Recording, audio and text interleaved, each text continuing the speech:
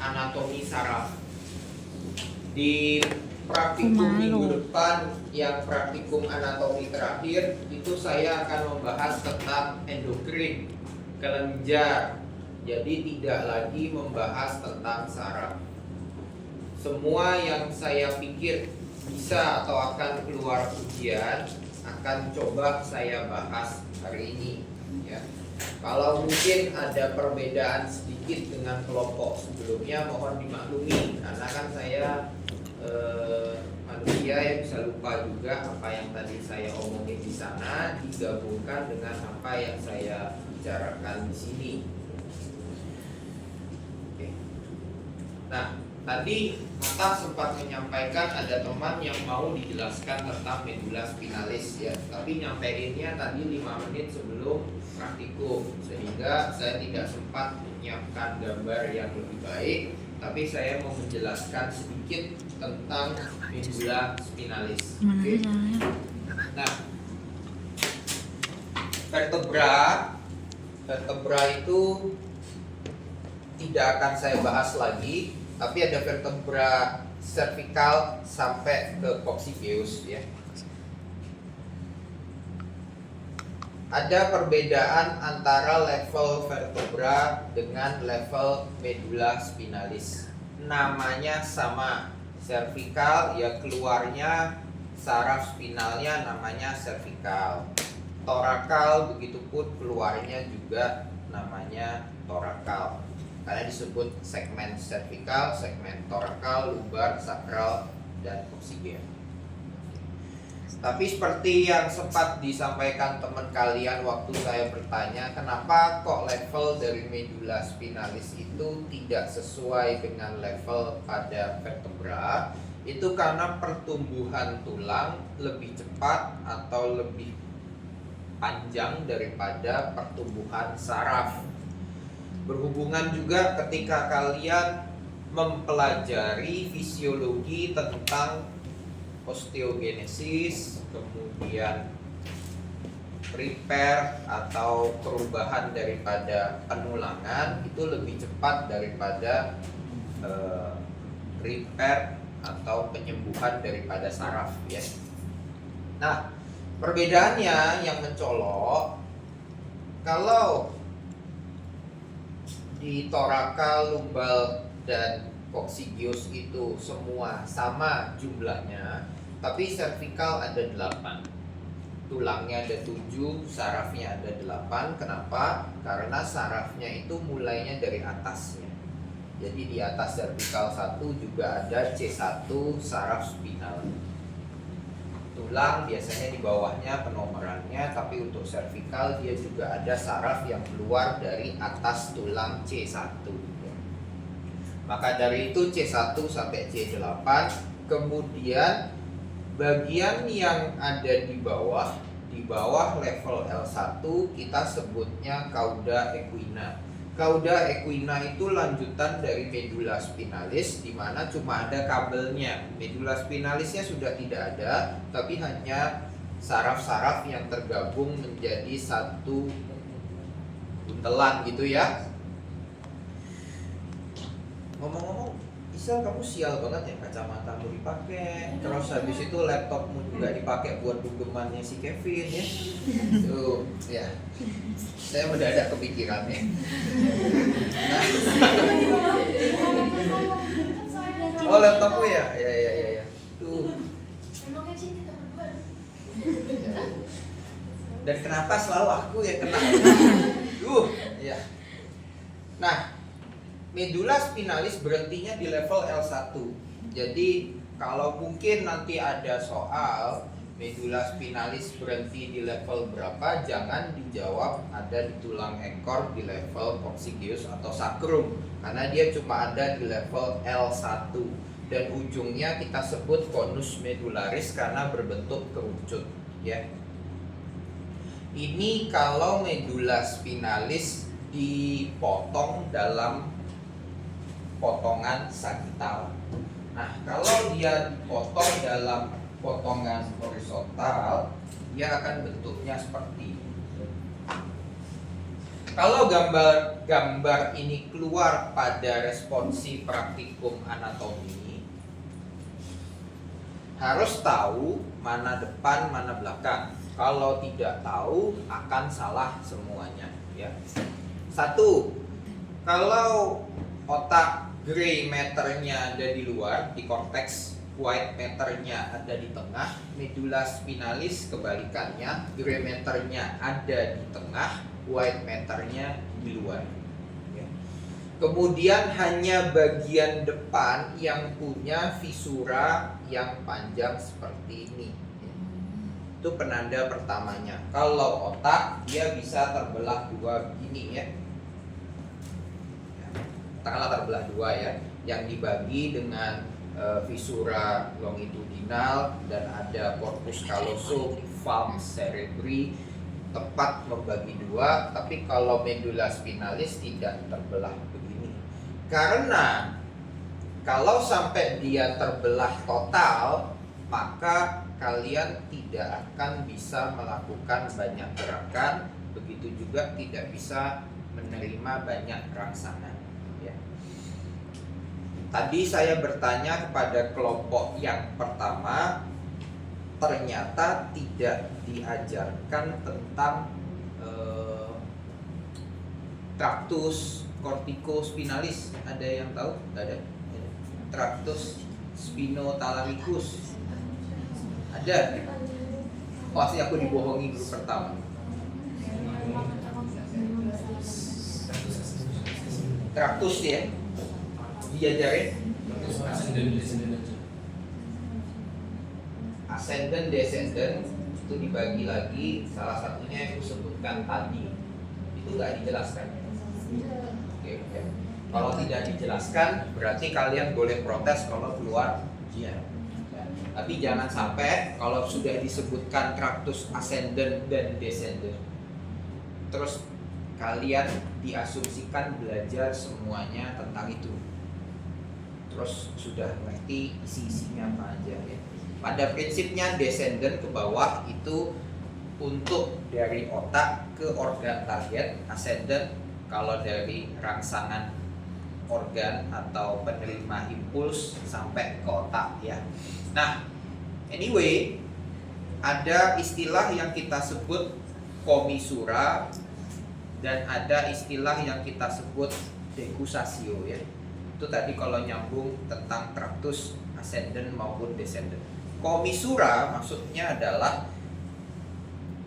pembuluh lagi, jalur saraf yang nyambung antara kanan dan kiri, sisi ipsilateral dan kontralateral, tapi satu level. Contohnya corpus callosum, ya. Corpus callosum antara otak kanan dan kiri satu level, ya. Otak kalian itu tidak begini, tapi betul-betul satu level kanan dan kiri. Itu penyambungnya corpus callosum itu kita sebut komisura. Tetapi pada medulla spinalis, karena dia nyambung antara kanan dan kiri, menyilang dan levelnya turun ke bawah atau naik ke atas, ascendant descendant, kita sebutnya decussatio. Decussatio, ya. Prinsipnya sama, tapi decussatio tidak satu level, ya. Nah, decussatio berarti ada bagian yang menyilang. Bayangkan kalau ini kepotong semuanya, berarti saraf yang menyilang itu juga putus. Karena dia putus, ya otomatis pasti saraf rangsangannya itu tidak akan sampai ke otak, maupun jawaban dari otak tidak sampai ke target organ. Kedua, hanya di bagian belakang. Ini namanya dorsal root, ini namanya ventral root, ventral depan, dorsal belakang, ya. Saraf akarnya ini makanya disebut root. Hanya dorsal dia punya ganglion yang besar seperti ini, ya. Jadi ketika ada gambar, kalau ada bagian yang menonjol bulat buntelan itu, ya, itu bagian belakang. Itu Itu kalau kita bicara white matternya. White matter maksudnya banyak akson, banyak kabelnya. Tapi kalau kita bicara gray matternya ini bentuknya seperti kupu-kupu. Ya. Bentuk seperti kupu-kupu ini membuat dia seperti ada tanduknya. Ada tanduk ke belakang kita sebut dorsal horn. Kalau tanduk ke depan kita sebut ventral horn. Di tengah-tengahnya ini ada cairan cerebrospinalis ya, lewat sini. Ada beberapa level di mana dia juga mempunyai lateral horn. Ya, lateral itu fungsinya untuk jalur saraf autonomic nervous system, simpatis dan parasimpatis. Ada yang tahu simpatis itu di level berapa? Atau lebih gampang, parasimpatis di level berapa? Enggak di semua, ini buktinya tidak ada lateral horn. Berarti di level ini dia tidak punya jalur simpatis maupun parasimpatis.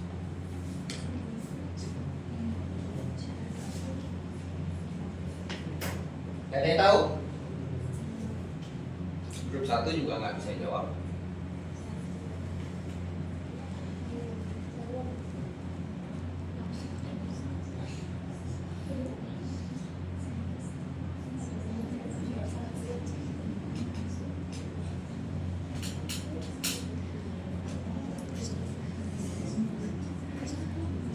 Nggak ada yang bisa.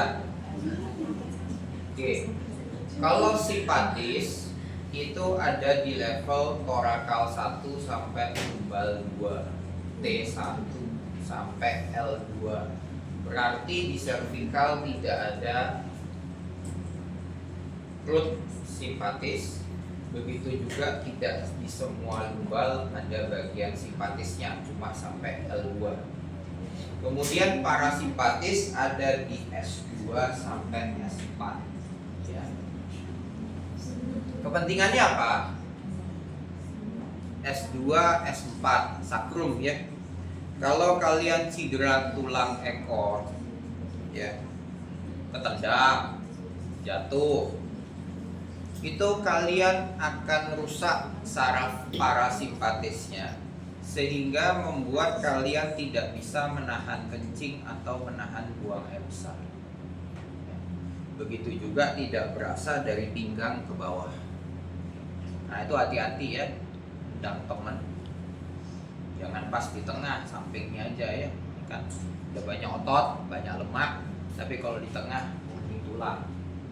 Ketika itu kena, tendang, nanti besok temanmu pakai popok ya, karena nggak bisa nahan buang air besar sama kencing ya.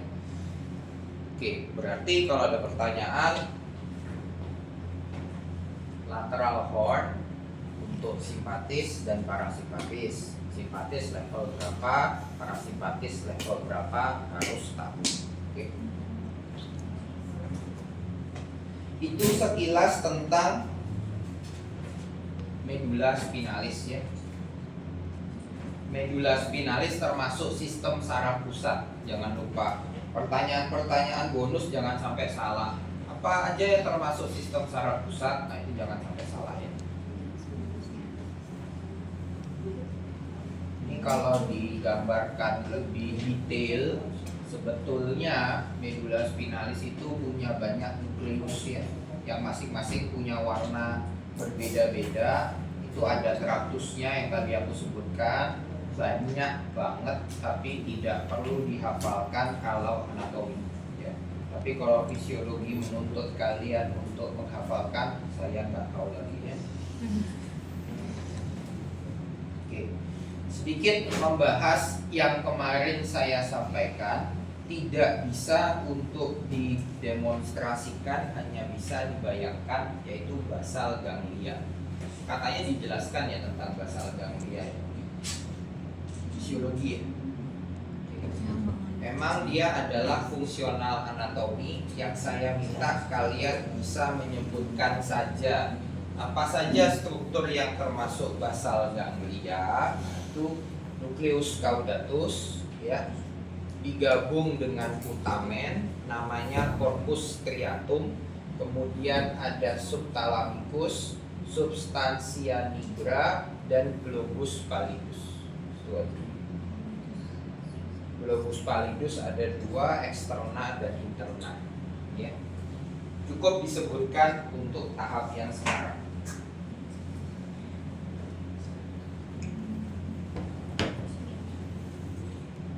Oke.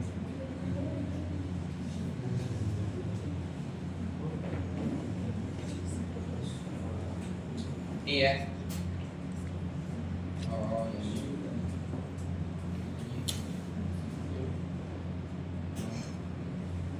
Let's go. Ini satu soal bonus lagi untuk kalian praktikum anatomi ya. Ini tak taruh begini ya. Ada lubang yang ada pada basis kranii. Nanti lubangnya akan kuberikan label, kemudian kalian menyebutkan nama lubangnya dan struktur apa yang lewat di situ ya. Tuh. Ini jawabannya ya. Ada yang gampang ya, sesuai dengan daerahnya. Hidung, kemudian ada lubang yang paling depan, itu bentuknya bergerigi. Tempat lewatnya cranial nerve pertama, nervus 1 olfactorius ya, namanya cribriform plate ya, lempeng cribriformis ya. Dia bentuknya seperti akar, kemudian langsung nyambung ke nervus 1. Nervus 1 jalurnya paling cepat sehingga tidak perlu nyambung ke daerah-daerah yang lain, sudah bisa diresponsikan sebagai bau gitu. Nah, karena bentuknya seperti akar serabut dan dia langsung berhubungan dengan otak, karena itu kalau kalian mencium bau yang menyengat, misalnya wasabi, pernah makan wasabi? Ya. Ada yang nggak tahu wasabi? Kasian. Ya. Wasabi kalian makan tuh, terus ada bau tertentu bergas bagian hidungnya sampai perih ya. Sampai perih, kalau kebanyakan kepala langsung sakit ya. Itu karena langsung terhubung antara saraf di hidung, cribriform plate, masuk ke nervus olfactorius langsung ke otak. Jadi langsung sakit ya. Mencium bau formalin di ruangan kadaver, kalau kelamaan perih hidungnya, kepala bisa langsung sakit ya. Itu salah satu yang harus kalian tahu. Di sini letaknya dekat dengan bagian hidung. Kemudian bagian mata ya, ada 2 lubang. Yang satu optik kanal namanya. Optik kanal tempat lewatnya nervus cranialis kedua ya. Cranial nerve kedua atau nervus opticus, ada optik kanal berbentuk bulat. Kemudian ada bagian lubang juga yang berbentuk segitiga, tempat keluarnya saraf otot penggerak bola mata 3, 4, 6 ya. Sama cabang pertama dari trigeminus ya. Nervus trigeminus namanya tri, ada 3, berarti dia punya 3 cabang, masing-masing keluar di lubang yang berbeda. 51 keluarnya sama di visura orbital superior, kemudian 52 keluarnya di rotundum bagian bulat ini, 53 keluarnya di foramen oval. Kemudian kalau untuk nervus 7 akan keluar bersamaan dengan nervus 8. Dia keluarnya di akustik meatus. Akustik suara berarti dekat dengan telinga ya. Ada foramen yang besar, tapi bukan yang paling besar. Kita sebutnya dengan foramen jugularis. Dia tempat keluarnya vena jugular interna ya. Internal carotid artery.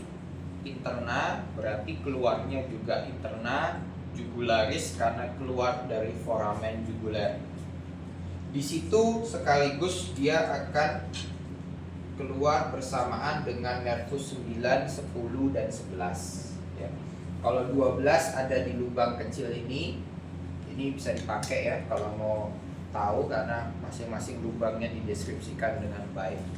Kemudian ini adalah foramen magnum, makna besar. Foramen magnum keluarnya batang otak, medula oblongata dan arteri vertebralis. Segitu gampang kan? Vertebralis. Arteri vertebralis.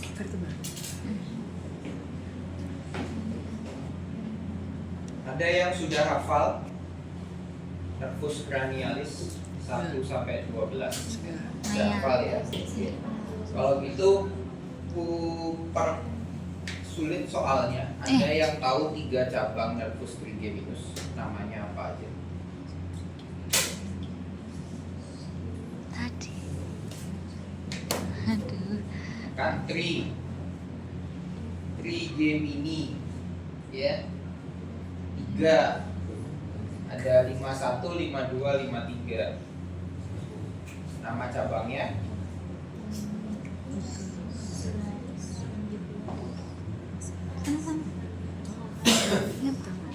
51 ophthalmicus ya. Hati-hati, ophthalmik itu mata, tapi dia tidak ada hubungannya dengan mata. Karena dia keluarnya di situ saja, daerah yang sama dengan saraf otot mata, makanya disebut ophthalmicus. Fungsinya untuk sensoris daerah wajah sebelah sini ya. 52 maxillaris ya, pipi ya. Dicubit pipimu, nah itu yang bawa 52. 53 mandibularis. Mandibula bukan sensoris. Mandibula adalah satu-satunya cabang nervus kelima yang sifatnya motoris, menggerakkan otot untuk mengunyah. Mandibula, rahang bawah untuk mengunyah, yang menggerakkan adalah 53. Oke. Berarti nanti kalau ada pertanyaan, manakah cabang dari nervus trigeminus yang fungsinya untuk menggerakkan otot pengunyah, harus tahu namanya. Nah, terus ada tabel penting.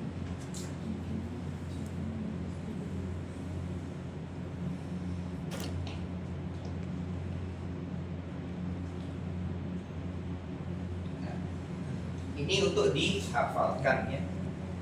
Saya punya kepentingan di sini, fisiologi punya kepentingan di sini ya. Saya sudah sempat ceritakan bahwa tidak semua nervus cranialis sumbernya di batang otak. 1 dan 2 itu di luar batang otak. 3 sampai 4 itu keluarnya di midbrain, mesencephalon. Sedangkan 5, 6, 7, 8 itu keluarnya di pons. 9, 10, 11, 12 itu keluarnya di medula oblongata ya. Itu pun bisa menjadi salah satu soal ujian kalian. Bagian mana yang keluar lewat pons, misalnya kalian harus tahu yang mana saja. Ini ada 4, ada 2, ini di luar dari batang otak ya. Kemudian fungsi daripada saraf-saraf ini dibagi menjadi fungsi sensoris, kemudian fungsi motorik ya. Fungsi sensoris dibagi 2, general sensoris dan spesial sensoris. Spesial maksudnya apa? General maksudnya apa? General, katakanlah saya meraba kalian atau melakukan rangsangan panas maupun nyeri, baik di kepala maupun di kaki, tetap terasa. Berarti general, semua bagian tubuh bisa ya. Tetapi ada rangsangan-rangsangan hanya organ khusus yang mampu untuk menerima, misalkan 1 dan 2. ya. Satu, untuk mencium, tidak ada daerah lain di badanmu yang bisa mencium bau selain hidung. Ada? Nggak ada. Dua, mata. Mata untuk menerima rangsang cahaya, tidak ada bagian dari tubuhmu selain mata yang bisa menerima rangsangan cahaya. Oke. Ini namanya sensoris spesial, istimewa, special sense ya. Kemudian itu gampang ingetnya, tapi kalau ditanya facialis nervus 7, dia punya komponen sensoris, dia punya komponen motorik ya, motorik untuk menggerakkan otot wajah ya. Kemudian ada juga komponen khusus, yaitu merasakan 2/3 anterior lidah, rasa manis ya, rasa asin itu nervus 7. Sedangkan rasa pahit di nervus 9 ya. Harus diingat itu. Yang menggerakkan otot lidahnya itu nervus 12. Jadi ya, 1 organ 3 saraf. Untuk anterior nervus 7, posterior nervus 9, menggerakkannya nervus 12. Oke. Nah, ini foramen tempat keluarnya ya. Ini sudah disamarikan dalam satu tabel ya. Sampai sini ada yang mau ditanyakan?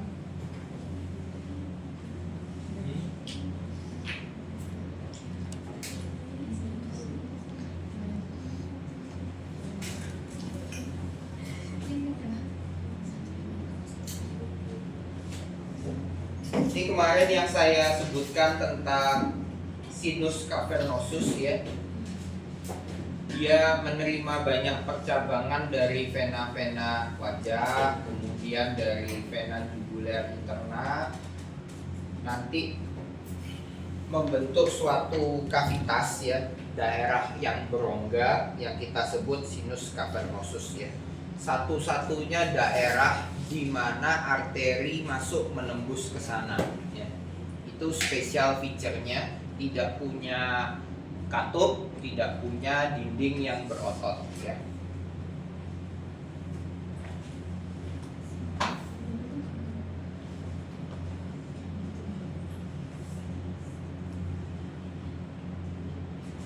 Nah, beda dengan perdarahan pada otak yang sempat saya ceritakan, circle of Willis ya, circle of Willis juga dihafalkan.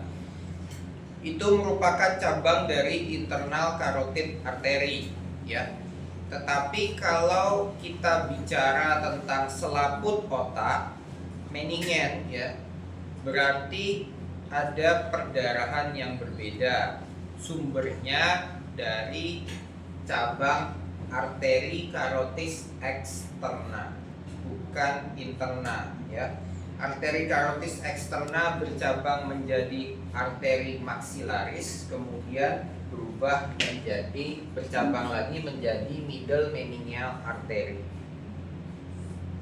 Untuk selaput, kenapa penting? Ketika ada kecelakaan kendaraan bermotor, sering sekali terjadi gangguan robekan pada dura, akhirnya ini yang robek, arterinya terjadi perdarahan. Itu yang bisa dioperasi ya, middle meningeal artery, cabang dari arteri carotis externa.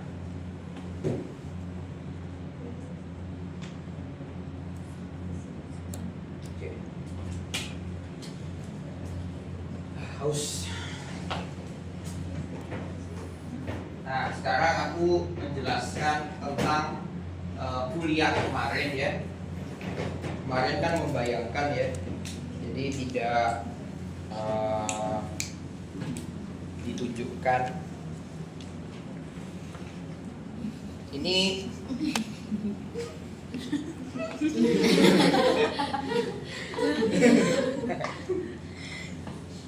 ya, awas aku masuk YouTube ya.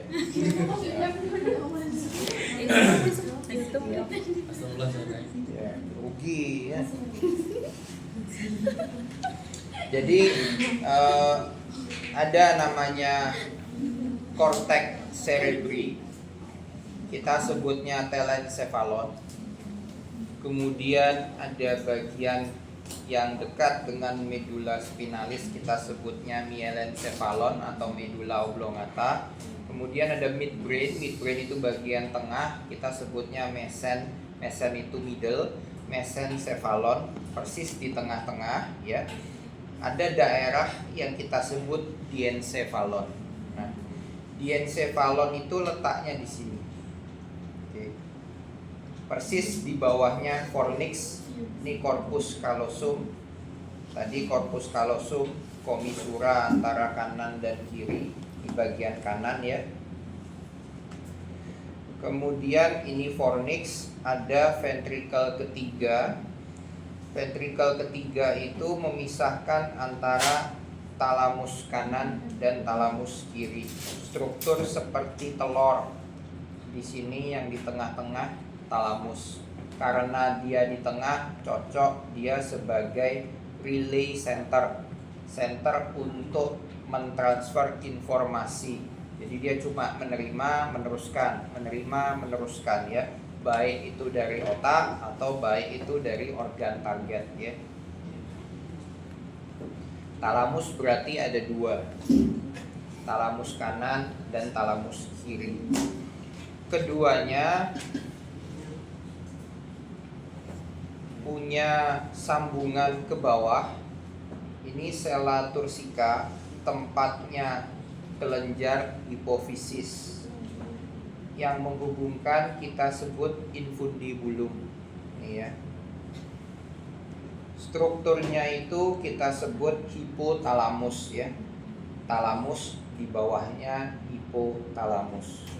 Hipotalamus akan saya bahas lengkap ketika nanti kita belajar endokrin minggu depan.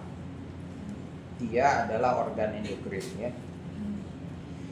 Bagian lain daripada diencephalon itu kita sebut epitalamus.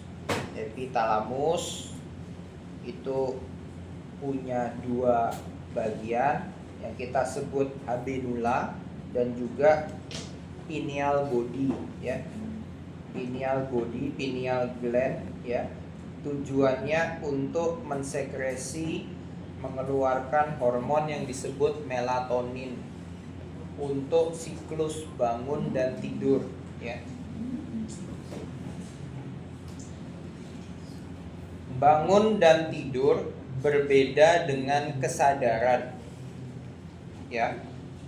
Jadi jangan disamakan. Tadi waktu di kelompok pertama saya bertanya apakah diajarkan tentang aras. Diajarin nggak aras? Aras itu bukan jaras ya.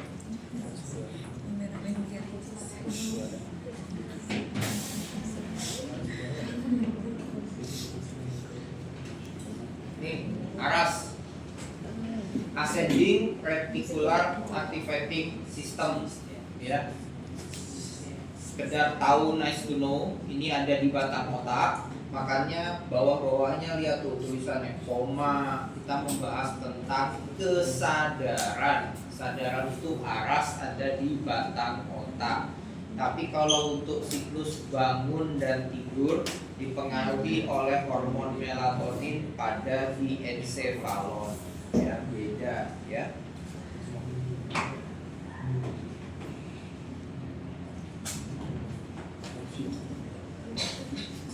Nah, diencephalon batas bawahnya itu batang otak.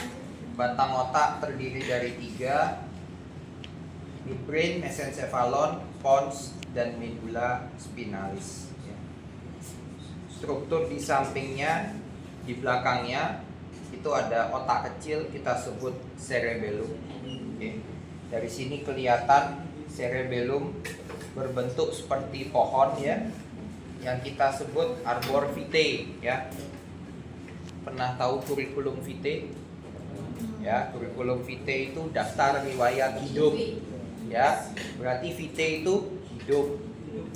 Ini arbor vitae ya, pohon hidup, tree of life ya. karena dia berbentuk seperti pohon dan penting untuk kehidupan. Oke. Setiap bagian daripada batang otak nempel dengan cerebellum dengan struktur yang kita sebut pedunculus. Pedunculus daripada cerebellum. Gampang ingatnya ada 3, superior, middle, inferior. Superior sama midbrain, middle sama pons, inferior sama medulla oblongata, ya.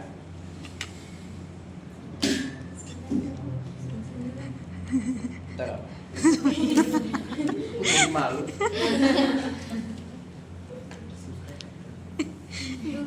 Udah lihat video UNJ itu kan ada mukaku tuh. Aku tuh paling nggak suka lihat mukaku sendiri. Kecuali waktu ngaca di kamar ya.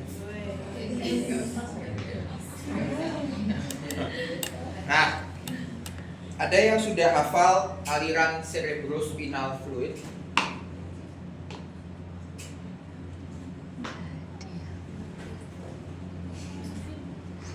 Hafal nggak? Dari mana ke mana? Yang memproduksi apa? Ya, choroid plexus. Dari ventricle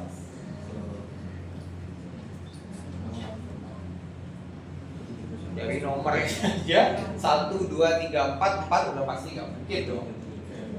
3 juga nggak mungkin dong, kan dari nomornya udah 3. Ya, plexus choroideus itu ada di semua ventricle ya. Ini nggak kelihatan di sini, tapi yang kelihatan adalah daerah ventricle ketiga, kemudian ini daerah ventricle keempat. Ada yang namanya ventricle lateralis ya. Ventricle lateralis itu ada 2, 1, 2, tapi dia letaknya agak ke kiri dan ke kanan, makanya disebut ventricle lateralis. Aliran CSF mulainya dari ventricle lateralis, kemudian ke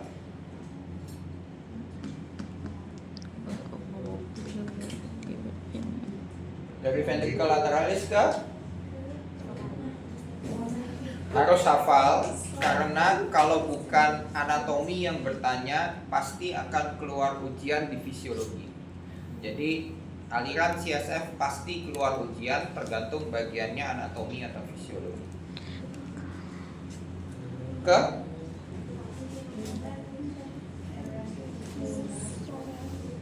ya,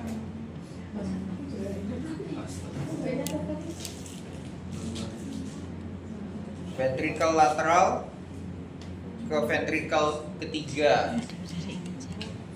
Terowongannya yang dari lateral ketiga kita sebut ya interventricular foramen of Monro ya.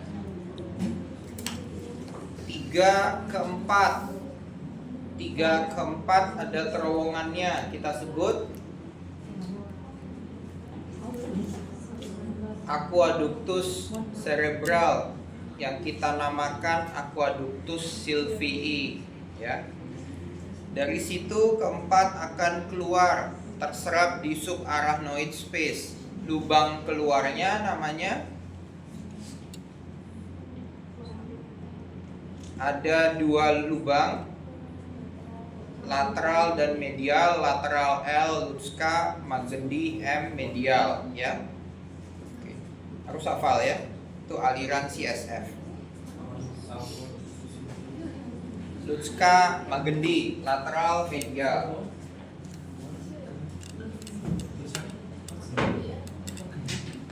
Magendie. Nah ini ya kira-kira begini. Ini ventricle ke 3, kemudian ada talamus. Ini bagian batang otak. Ini hipofisis ya. Ini udah ada gambarnya, memudahkan kalian. Nervus cranialis berapa yang keluar di level batang otak mana ya. Kelihatan bahwa nervus 2 tidak di batang otak, tapi mulai dari 3 dan 4 yang ada di batang otak.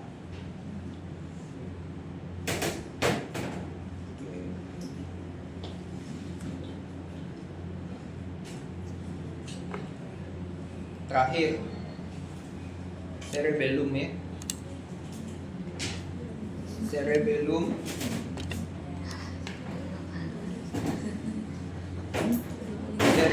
letaknya di fossa cranialis posterior. Satu lagi yang perlu kalian tahu dari struktur ini, ada fossa, cekungan anterior, middle, posterior. Kalau ditanyakan apa yang ada di fossa anterior, jangan dijawab occipital dan cerebellum ya. Begitu juga kalau ditanyakan bagian yang lain. Nah, cerebellum itu dipisahkan dengan cerebrum oleh struktur dura mater yang disebut tentorium cerebelli ya. Atap tentorium, tenda atap tentorium cerebelli ya. Kemudian dia juga punya dua hemisfer, kanan dan kiri, yang dipisahkan oleh struktur cacing yang kita sebut vermis ya. Vermis berarti pemisah antara kanan dan kiri cerebellum, bukan cerebrum. Cerebrum corpus callosum, ada falx cerebri ya. Cerebellum ada 3 lobus.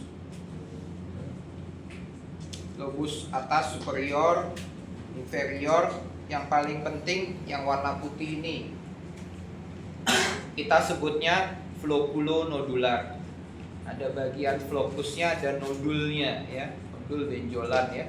Floculonodular ini yang punya kepentingan untuk balance ya, untuk keseimbangan. Itu harus dihafalkan ya. Ada yang mau ditanyakan?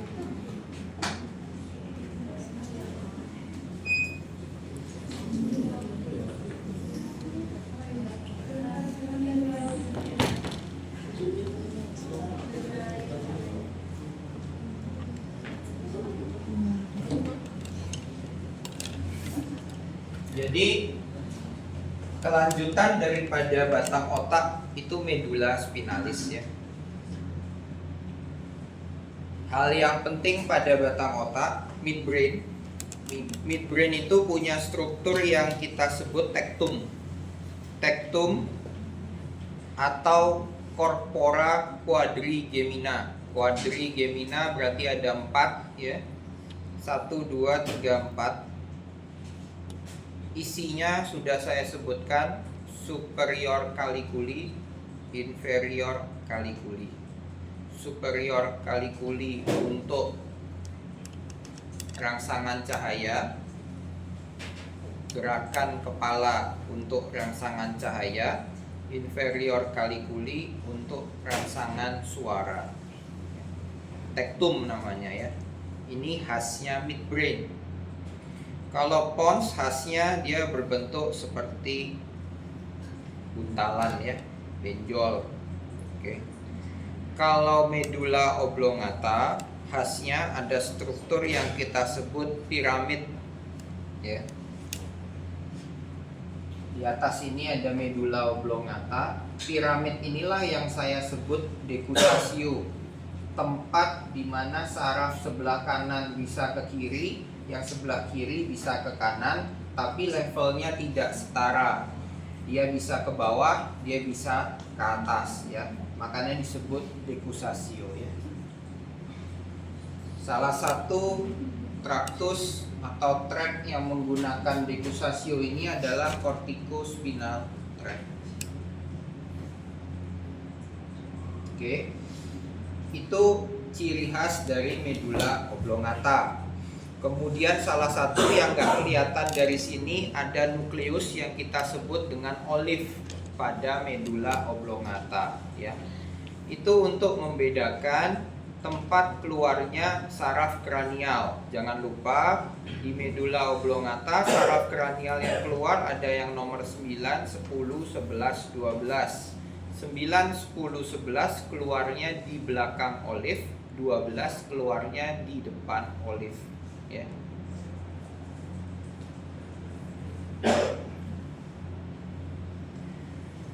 Itu untuk batang otak, ya. Kemarin aku sebutkan bahwa sumber perdarahan daripada cerebellum itu ada superior cerebellar artery, kemudian juga ada inferior yang kita bagi menjadi dua, pica dan aica, ya.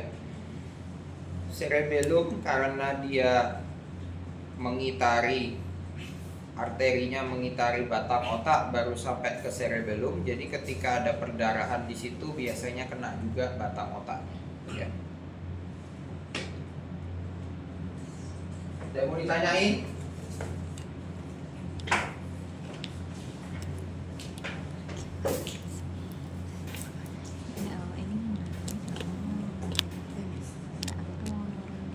Ini ya tadi ya.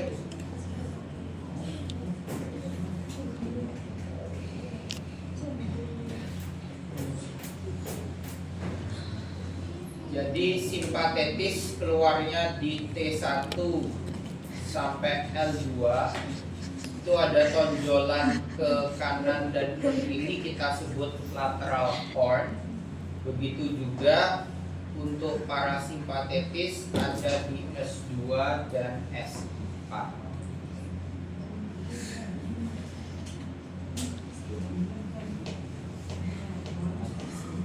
Tadi sensoris jadi dua, sensoris general dan sensoris istimewa. Kalau motoris ada dua juga, motoris untuk somatis dan ada motoris untuk visceral. Maksudnya motoris somatis untuk menggerakkan otot rangka, tangan, kaki, mata, otot mata ya. Tapi kalau untuk visceral, untuk menggerakkan organ-organ dalam, gerakan usus, kelenjar air liur, air mata, itu juga ada nukleus motoriknya ya, yang dipengaruhi oleh simpatis dan parasimpatis.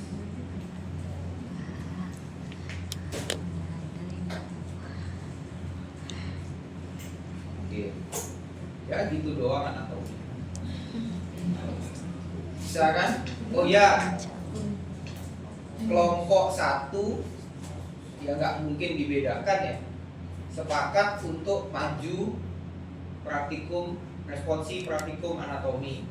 Kelompok 2 ya, sepakat ya. Ya. Nanti berarti dikerjakan tanggal 31 jam 11 mengikuti tutorial ya, apa ya? Kosong, masa kosong? Ya itu kosong. Ya. Sebelumnya apa?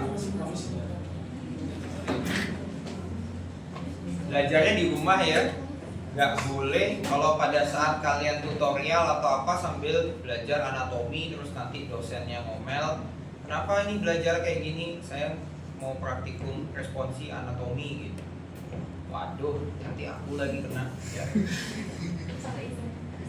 Ya, belajar ya, kan beberapa soalnya udah aku sebutkan, manekinnya juga cuma ini aja ya.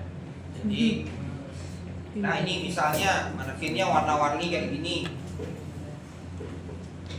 ya, paling disebutkan area korteksnya ya. Korteks apa? Ini kan sulcus centralis, ini apa namanya areanya. Kemudian nomor 3 ini area Broca. Broca itu untuk apa? Harus tahu ya. Kemudian mana lobus frontal, temporal dan parietal atau occipital, ada sulcus juga ya. Ini namanya apa, strukturnya, semua sudah saya jelaskan.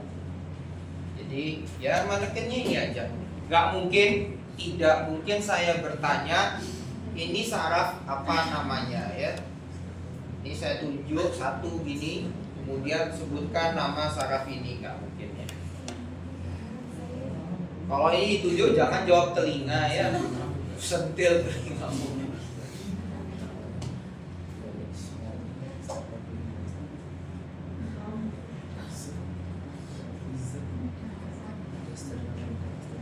Ya ini potongan sagital, ini sinus sagittalis superior ya, atas superior potongan sagital, ini ruangan sinus sagittalis superior. Oke. Ada yang mau ditanyakan?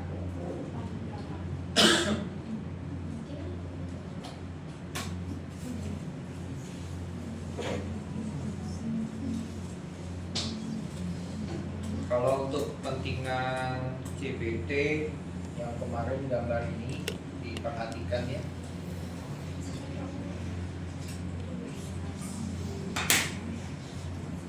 Lateral geniculate body LGB, medial geniculate body, lateral untuk cahaya, medial untuk medial untuk suara ya. Ini talamus ya. Ini intinya ini talamus, ada nukleus yang dibagi-bagi untuk membagi talamus itu berhubungan dengan apa saja. Yang penting yang anterior karena ada hubungannya dengan limbic system untuk emosi, kemudian pulvinar di bagian belakang, ada medial geniculate body dan lateral geniculate body ya. Nah, itu yang traktus-traktus yang disebutkan itu kan kalian belum perlu hafalkan spinothalamicus, trigeminothalamicus tract, nah itu belum ya.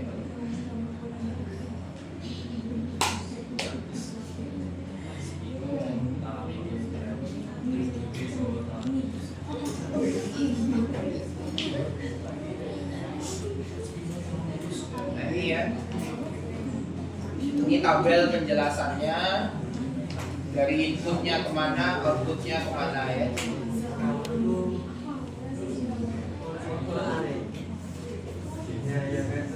LGN itu lateral geniculate nuclei ya, di nuclei sama aja.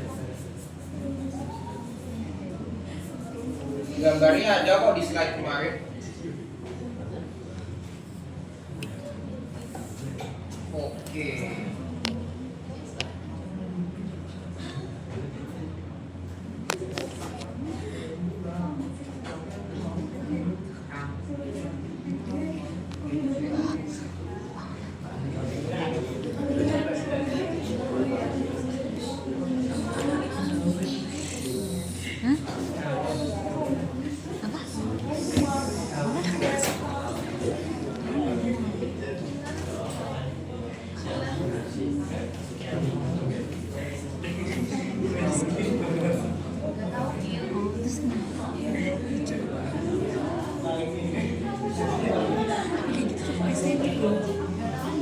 Mereka berdua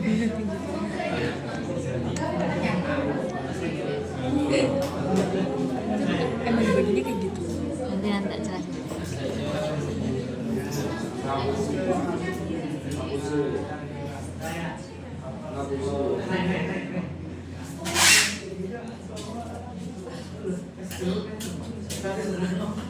Dikira ini aja. Kita lihat sekitar.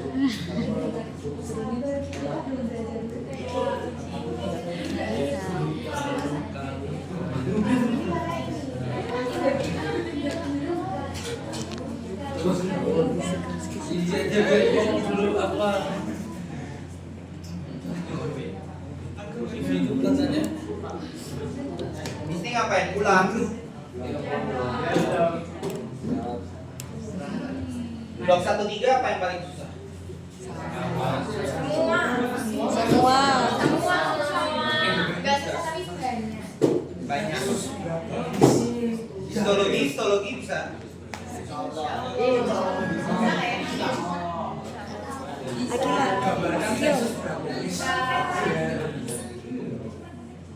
Kill Fisiologi lebih gede itu daripada otakmu. paling susah ya fisiologi. Biokimia diajarin nggak? Enggak, belum. Minggu terakhir.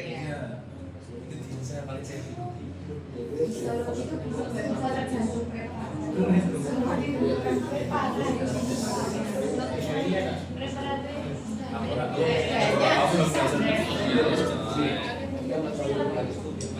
slide-nya bisa.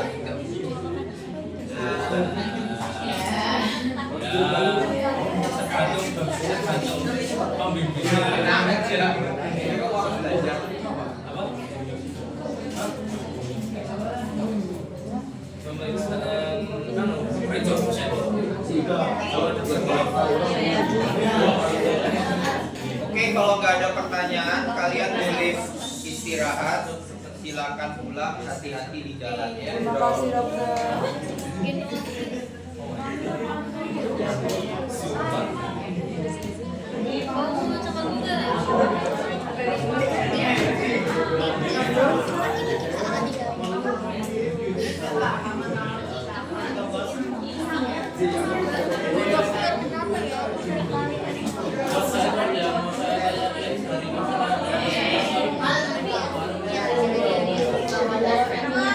WA aja